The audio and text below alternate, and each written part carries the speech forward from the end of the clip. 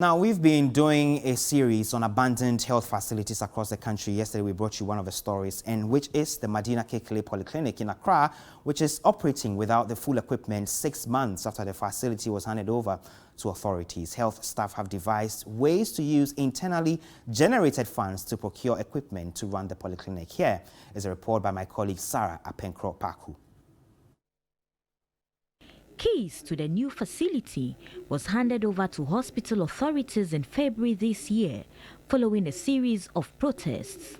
It is intended to replace the Madina Park Clinic, otherwise known as Container Clinic, which is extremely challenged in terms of infrastructure, resulting in severe congestion.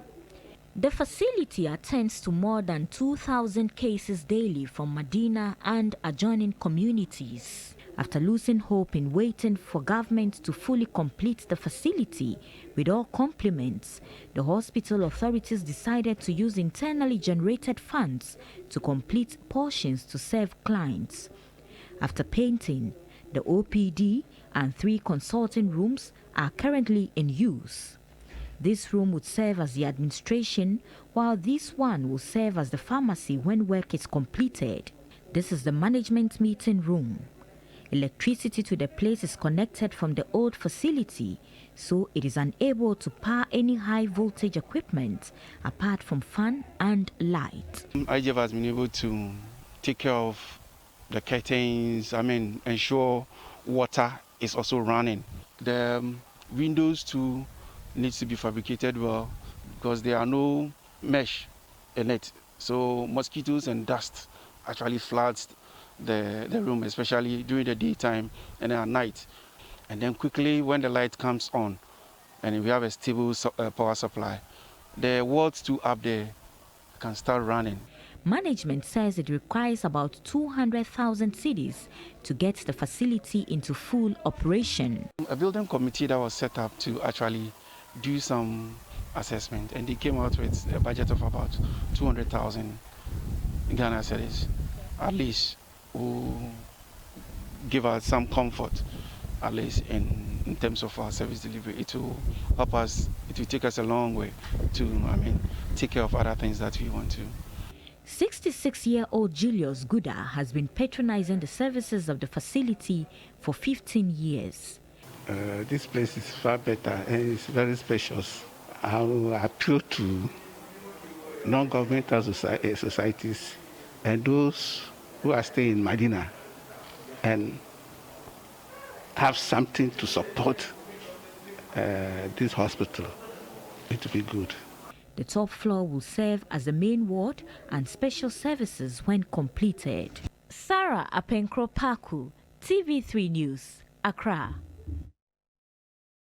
Let's get on the line now and speak to a public health specialist, the executive director also of the Africa Center for Health Policy Research and Analysis, Dr. Thomas Anaba, who is experienced in administration when it comes to hospitals and management of same. Thank you, Doc, for joining me. Now, we've just heard that story from Madina Park, the polyclinic there.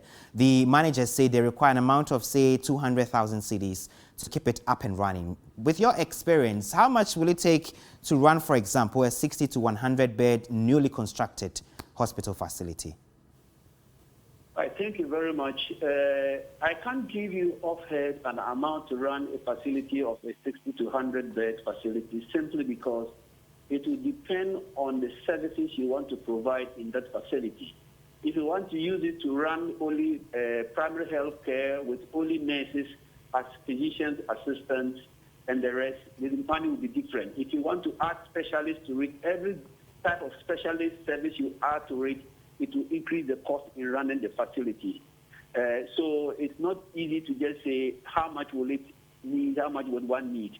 But the determining factor would be the services you want to run there.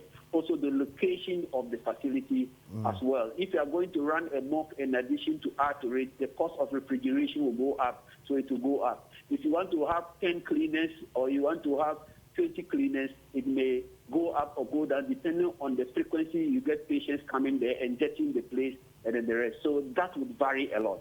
Right. Now, some have said, for example, then the cost of not operationalizing such facilities, newly constructed, will be rather deadly then, because it's lying there, no operation, no staff, no equipment to work. Meanwhile, residents in these communities need these services most.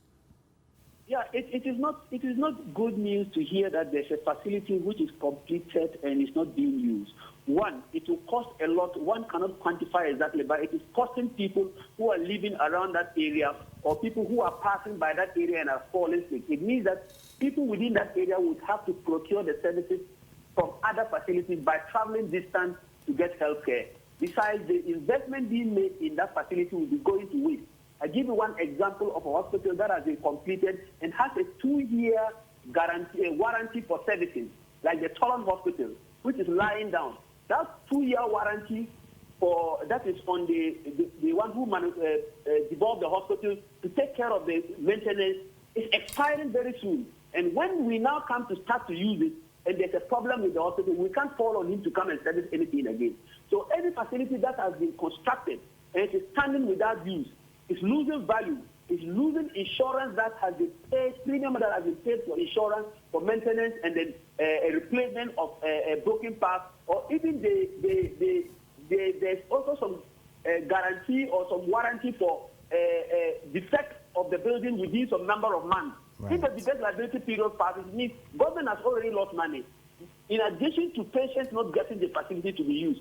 So it is a wide range of complexity if it comes to a facility that has been completed and is not being put to use. It's never a good thing at all. So I would urge that 200,000 Ghana cedis should be something that the assembly there to just push out, decree it and push out that money to get the facility running. If only the assembly is thinking about the people, not talk about government. After all, how much is it costing us to build a cathedral? Government should push out this money. If government can get money to build 111 hospitals, I think that this is a call for government to push in to complete this building for us to be happy, because the people of Medina are suffering because the facility is underutilized. The workers there are not happy. And they are using internally generated funds, which is even capped by the Ministry of Finance. So it is not to say we are putting pressure on government, but I think government should listen to this call and let the chief of staff issue some 200,000 Ghana cedis quickly from the Flagstaff House to get this hospital work well. And we shouldn't be getting this type of news in our airways. All right.